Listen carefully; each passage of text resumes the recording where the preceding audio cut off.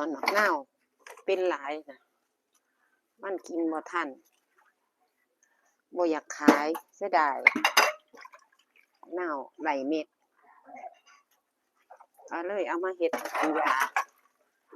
ล้างถ้วยล้างจานล้างแก้วหอมหอมได้บัก10 แกลลอนพุ่นน่ะซื้อหัวน้ำยามาน้ำยากันบูดนะมาผสม150ขึ้นใน150แต่ว่าแม่นเป็น30 ลิตรนะ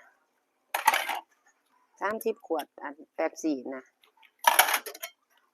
ก็เลยกะว่าเอาเป็นขวดละลิตรเนาะ 1.25 ลิตรเนาะ